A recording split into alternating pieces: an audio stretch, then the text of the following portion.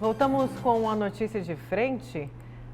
Vamos aqui para a matéria. Olha só, municípios e estado correm contra o tempo para aprovar a reforma da Previdência. O prazo final é na próxima sexta-feira, mas muitas cidades ainda não votaram o texto. Confira na reportagem da Nayana Bricá. A Câmara Municipal de Cuiabá realiza hoje uma sessão extraordinária para votar a reforma da Previdência. O assunto já vem sendo discutido há algum tempo e nas últimas 6 sessões chegou a ser retirado de pauta. O presidente da casa, o vereador Misael Galvão, acredita que a votação aconteça hoje, já que o município tem até a próxima sexta-feira para aprovar o texto. Com certeza uma votação longa e com muito debate, com muita transparência, onde todos os vereadores terão a oportunidade de debater, poder tirar todos os esclarecimentos, até porque é uma pauta que já está há muito tempo aqui na casa e espero que amanhã o líder do prefeito não retire da pauta para que possamos sanar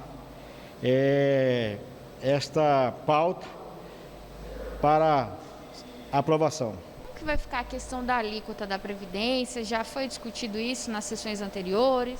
Sim, na realidade foi muito debatido isso com os servidores, com os sindicatos, com as associações. Não se muda a questão da idade, mas sim a questão da alíquota passa para de 11 para 14, mas está dentro do debate muito amplo com os servidores. Além da capital, mais 50 municípios aqui do estado precisam aprovar a reforma da Previdência até o dia 31 de julho. Caso não cumpram o prazo, podem sofrer sanções do governo federal. Situação que pode acontecer com Mato Grosso, já que os deputados estaduais ainda não aprovaram a reforma da Previdência. A Assembleia Legislativa está em recesso, retomando os trabalhos somente no dia 3 de agosto. E a votação está prevista para acontecer no dia 5 do mesmo mês.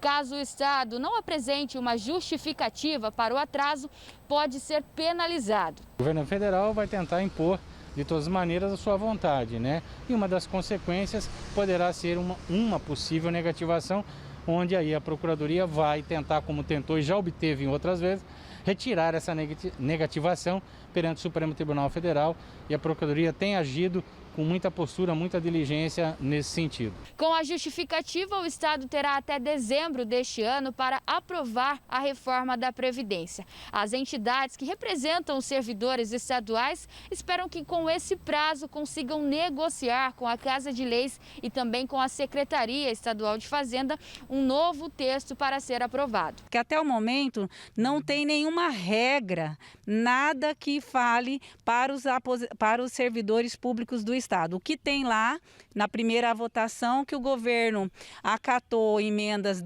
que beneficiam algumas parcelas de servidores da categoria da segurança, tá? Então estão em torno de 6.500 servidores das categorias da segurança que tiveram emendas favoráveis em troca de voto. E nós estamos aqui com mais de 36 mil servidores públicos que não têm nada, né? Nós não temos nada e estamos aí buscando abrir negociação, buscando o apoio dos 10 parlamentares que têm em sua base servidores públicos para que a gente possa aprovar emendas que possam minimizar os danos que esses mais de 36 mil servidores têm. O que nós queremos é uma mediana entre o que a gente tem hoje e o que o governo do estado quer. Bom, e vamos para o seu destaque, Lúcio Sorge. Bom, meu destaque aí é a discussão aí sobre redução ou não redução do orçamento aí dos poderes para o ano que vem. Foi divulgada recentemente a informação aí de que a arrecadação do Estado, apesar da pandemia, não diminuiu. Aliás, no segundo trimestre, a arrecadação do ICMS de abril, maio, junho, aumentou aí em torno de 4% a 5%, né?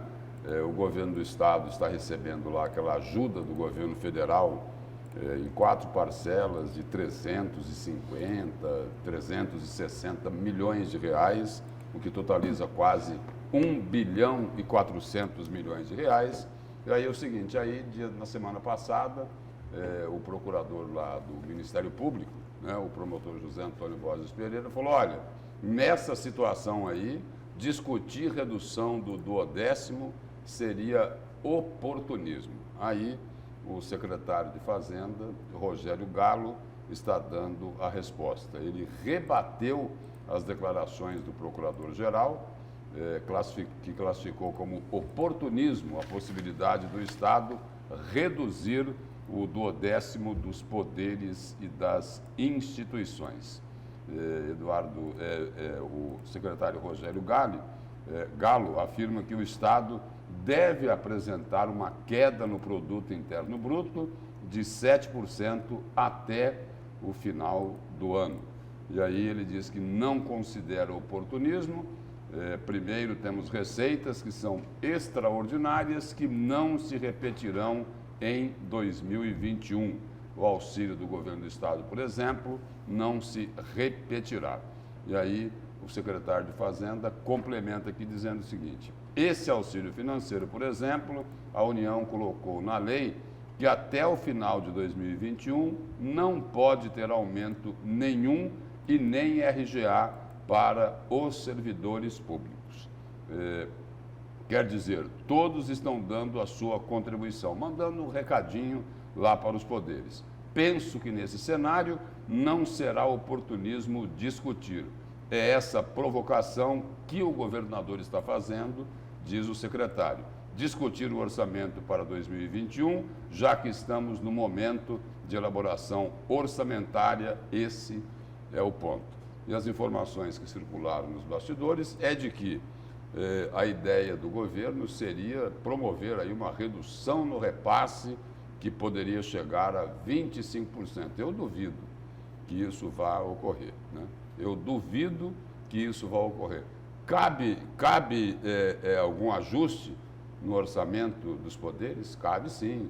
Eles têm gordura para cortar. Tem privilégios que podem ser extintos, mas eles costumam reclamar muito forte quando tentam tirar esses benefícios, esses privilégios, mas que cabe redução no 12º dos poderes, é claro que cabe. Agora, do outro lado,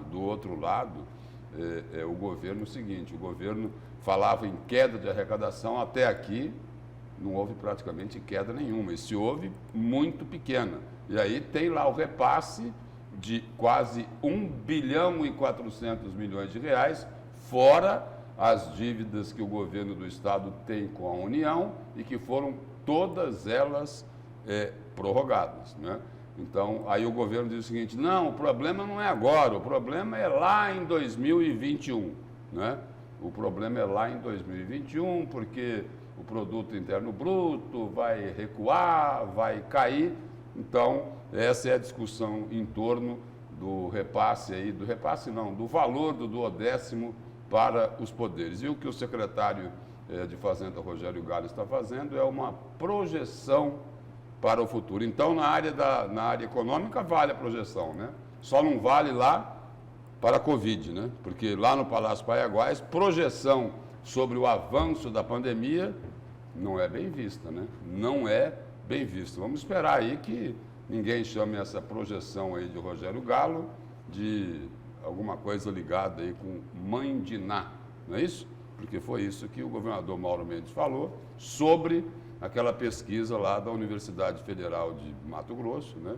Que fazia previsões aí de que a pandemia só deve começar a recuar no mês de setembro e que no mês de agosto, que já está chegando, esse número aí de pessoas contaminadas deve aumentar. Vamos esperar. Mas vamos esperar também que os poderes melhorem o comportamento, né? Eu faria uma exceção aí com relação aos poderes. Eu faria exceção da Assembleia Legislativa de Mato Grosso, porque a Assembleia Legislativa de Mato Grosso realmente tem colaborado e muito com o governo do Estado. Se você perguntar para toda a população, quem que fez o Hospital Metropolitano de Várzea Grande, o que a população vai responder? Governo do Estado. Governo do Estado. Mais da metade foi a Assembleia. Quer dizer, 60% do valor da construção do governo do Estado foi recurso que a Assembleia abriu mão. Portanto, eu faço um parênteses para demonstrar que a Assembleia, às vezes, corta na carne, como este ano cortou na carne por causa do Covid-19. Por que o Ministério Público não pode fazer o mesmo? O Poder Por que o Judiciário. Tribunal de Justiça não pode fazer o mesmo? Eu acho que cabe sim essa discussão. Porque, veja bem, vamos imaginar, o que está na lei é que é até 6% que tem que ser destinado ao Poder Judiciário. Aí, Mato Grosso cresceu exuberantemente. Aí você vai passar mais dinheiro para o Poder Judiciário? Para quê? Para quê? Tem que investir mais na educação. Fora o que o Poder Judiciário Tem que investir tem lá mais na saúde. Fora o que o Poder No Judiciário Fonajures. tem lá no Fonajures. No É uma Fonajures. montanha de dinheiro. Pois é. Montanha. Então, Né? Centenas de milhões de reais. Então esse debate tem que ser enfrentado e aí junta o seu destaque com o que eu vou falar daqui a pouco e mostra a inabilidade política do governador Mauro Mendes. Por quê? Esse debate você ganha ou perde na Assembleia. Você ganha esse debate ou perde esse debate na Assembleia. Deputado que olha para o pequenininho, para o interesse de Mato Grosso, tem que ficar em favor da redução do dinheiro dos poderes. Tem que ficar. Para ter mais dinheiro na saúde, para ter mais dinheiro na educação. Eu acho que é fundamentalmente isso. Ora, a gente aprendia quando criança, até decorava ponto, né? O Brasil foi descoberto no dia 22 de abril de 1500. De 22 de abril de 1500 a 22 de abril de 1520. Nós estamos no ano 2020, né? A 22 de abril de 2020, nós tivemos 520 anos de privilégios. E essa turma continua defendendo privilégios. Está na hora de defender os de baixo. Está na hora das pessoas lerem um pouquinho o professor Florestan Fernandes. Olha, e ainda falando sobre esse assunto, deixa eu trazer a classificação de risco, porque segundo o último decreto do governo do estado, se a cidade fosse classificada com um risco alto, o comércio, enfim, os serviços poderiam funcionar com 70% da sua capacidade. E se a classificação for de muito alta, né, um risco muito alto, e aí vai para 50% do funcionamento. E a gente tem aqui a lista de classificação de alguns municípios aqui de Mato Grosso na tela. Cuiabá está classificada com um risco alto, ou seja, o comércio vai funcionar em 70% da capacidade.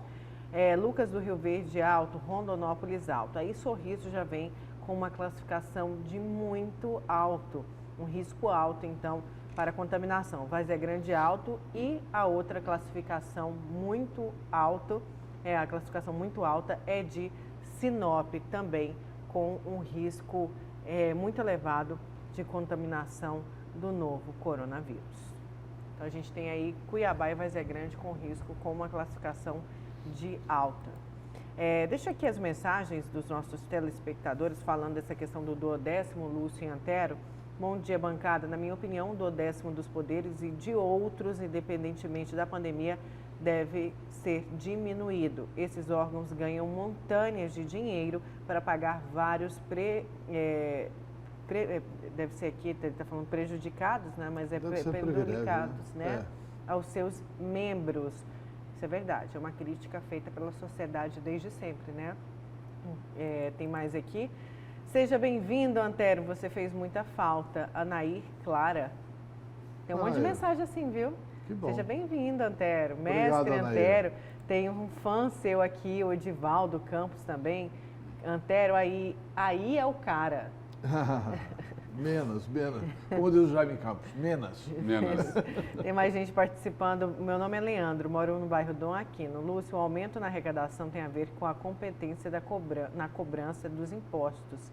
E tem mais o dinheiro e mais deve ser usado, melhorar a vida do cidadão, não para aumentar o duodécimo. Afinal, esses poderes já recebem muito mais do que merecem.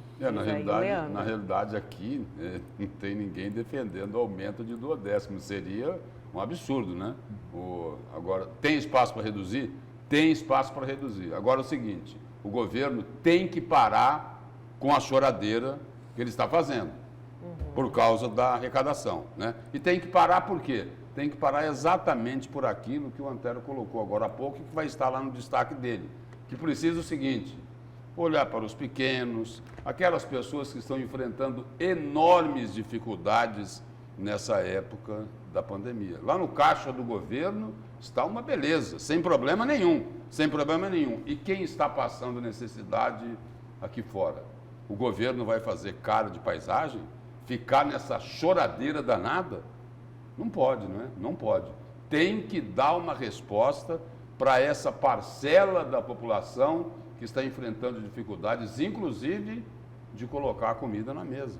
Vetaram até um auxílio para a merenda escolar dos alunos que não estão tendo aulas por causa do isolamento social e por isso não estão recebendo a merenda. Isso também foi vetado pelo governo do estado. E aí? Vamos olhar para os pobres, para os pequenos, ou vamos fingir que não está acontecendo nada? Pois é, tem mais gente participando sobre isso. Bom dia, acredito que a Assembleia não cortou na carne para ajudar o governo.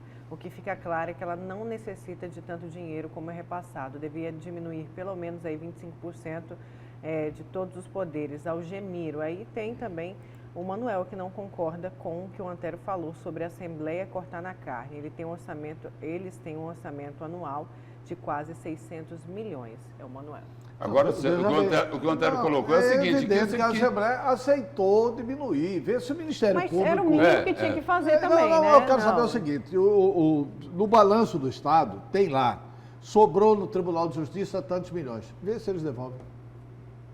Vê se eles devolvem. No balanço do Estado, tem lá, sobra de dinheiro do Ministério Público. Veja se eles devolvem. Eles arrumam benefícios para os lá de dentro. Entendeu? O que eu estou dizendo é que a Assembleia... Está sobrando tanto, como é que nós vamos gastar isso? Exatamente, a Assembleia pelo menos devolveu. E devolveu socialmente. Devolveu para uma obra importante, é isso que eu estou dizendo. Eu estou dizendo que esse exemplo da Assembleia podia ser feito pelos outros poderes. É evidente que a Assembleia... Eles ficam, caladinhos. Não, é evidente que a Assembleia não tirou dinheiro diminuindo o salário de ninguém. Teve uma Assembleia no Brasil que fez essa proposta. Aliás, o Rodrigo Maia tinha essa proposta. Não passou na Câmara dos Deputados. De cortar o salário de juiz, de desembargador, de deputado federal, de senador, de estadual, de todo mundo. Né? Mas não aceitaram isso, não prosperou. Né? Não prosperou. Num país que tem mais de 12 milhões de desempregados, quer dizer, as pessoas têm estabilidade, têm um altíssimo salário e não aceita abrir mão de nada. Essa é uma elite que nós precisamos reler a Casa Grande e Senzala, né? Porque não é possível. Olha, tem mais mensagens aqui, porque como a gente está falando de um assunto parecido, a gente vai daqui a pouco já para o destaque do Antero nesse bloco e depois você vai conferir a matéria completa sobre os horários do comércio, enfim, dos serviços essenciais e não essenciais aqui em Cuiabá, na matéria que foi feita uma live ontem do prefeito Emanuel Pinheiro. Mas antes, deixa eu colocar essa mensagem, ela apareceu no ar. Bom dia, bancada de valor. Antero, filho da minha querida chefe da Caixa Econômica, dona Almira Paz de Barros, faz jus à mãe que tem seus esclarecimentos lúcidos, deve ser claros e uma bênção para todos nós cuiabanos. É a nossa telespectadora, então, falando aqui. Aí tem, seja bem-vindo, Antero. Os bolsonaristas que assistem o programa estão torcendo o nariz com a sua volta. É o Olívio do CPA. Olívio, é só o Bolsonaro continuar calado. Você viu como melhorou a avaliação do Bolsonaro? Ele ficou quieto, melhorou a avaliação. Subiu 4 pontos na pesquisa do Bolsonaro. Mérito do Supremo. Por que não te calas? Olha, vamos para o seu destaque então, Antero, que tem muito a ver do que a gente está falando aqui. Não vai ter intervalo? Não, no intervalo a gente vai com a matéria completa sobre o novo decreto da Prefeitura de Cuiabá, o novo decreto do prefeito Emanuel Pinheiro. Não, tudo bem. Ela está um pouquinho grande, então ela ainda está sendo feita, mas daqui a pouco a gente O meu vai destaque falar. é o seguinte: quando todos pareciam acreditar que estava resolvido o impasse entre o governo do Estado e os 2.500 professores interinos, são 2.500 professores interinos, que não foram contratados em função de que as escolas onde esses professores trabalham, elas entraram em greve e, portanto, o ano letivo não se reiniciou no mesmo nível que as outras escolas e esses professores interinos ficaram sem as contratações, porque as suas escolas não haviam retornado. Aí pediram a contratação emergencial desses professores, até porque são 2.500 famílias que não têm absolutamente nada para sobreviver. O governo do Estado não aceitou isso, vetou a lei da Assembleia Legislativa, alegando uma série de irregularidades na lei. A Assembleia vem e derruba o veto. Quando a Assembleia derrubou o veto, eu expliquei aqui nesse programa de que o fato da Assembleia ter derrubado o veto não significava que o governo do Estado iria cumprir a lei, que o governo poderia não cumprir, porque ninguém é obrigado a cumprir lei inconstitucional. E o Poder Legislativo não pode criar despesas para o Poder Executivo. Mas depois foi anunciado o entendimento de que o governo assimilou e que compreendeu e que iria sim pagar os 2.500 professores. A própria Assembleia tinha convicção disso. O deputado Botelho chegou a dizer para mim, pessoalmente, que achava que o assunto estava resolvido. Pois bem, ontem o governo do Estado anunciou que entrou com uma ação direta de inconstitucionalidade no Supremo Tribunal Federal, porque, de acordo com essa ação, o governo alega que a Assembleia realizou uma intervenção no poder de auto-organização do Executivo de Mato Grosso, ao pretender disciplinar o regime jurídico de servidores estaduais. E criou vultuosas verbas em plena crise econômica e criando uma categoria de professores, de funcionários que não existe, em função da Covid-19. E, sendo assim, pede ao Supremo Tribunal Federal para que a Assembleia seja notificada para prestar esclarecimentos e também para que não seja necessário cumprir essa lei. Então, o governo continua insistindo e não realizará o pagamento dos 2.500 professores interinos. O governo está na legalidade? Está. Está na legalidade. Mas tem um debate aí que ultrapassa essa fronteira da legalidade. Com qual legalidade que o presidente Bolsonaro está dando R$600 para cada cidadão? Que não é funcionário, não é nada do Estado. Quem está desempregado, quem está em precariedade social, tem recebido R$600 de auxílio do governo federal. A Assembleia esperava que o governo fosse cumprir a lei. O governo já anuncia com essa ação que não vai cumprir a lei. Como ficará esse relacionamento? Isso enfraquece ou não o governo no debate sobre essa questão do apoio aos pequenininhos, do apoio aos mais frágeis. E os professores são, nessa cadeia aqui, os mais frágeis. Eu não vou entrar no mérito, eles não deveriam ter feito a greve, fizeram a greve equivocadamente, isso já passou, já é página virada. Nós temos uma pandemia. E agora, temos ou não uma quebra de relacionamento entre Poder Executivo e Poder Legislativo? Como reagirão os deputados da base? E mais, como reagirá a mesa diretora da Assembleia, liderada pelo deputado Botelho, que acreditava que isso estava resolvido. E não está. Os professores interinos não vão receber. É uma notícia que eu não gostaria de ter dado, mas Infelizmente é a verdade. E além desse problema na educação, problema grave, já tinha ocorrido, né? Algo parecido, não vou entrar no mérito aí de quem está com a razão, né?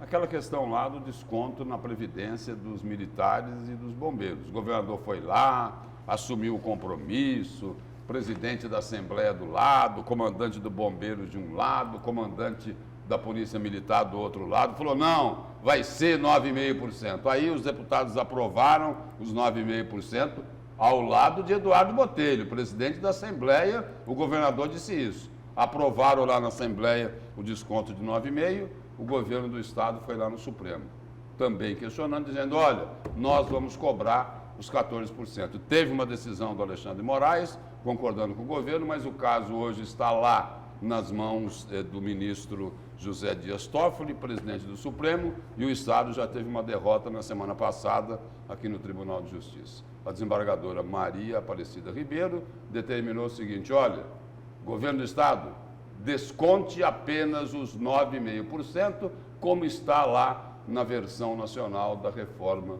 da Previdência. Vamos para o intervalo. Na volta a gente continua com a notícia de frente. Vamos trazer aí as regras do novo decreto da Prefeitura de Cuiabá, que tem toque de recolher. A gente já volta.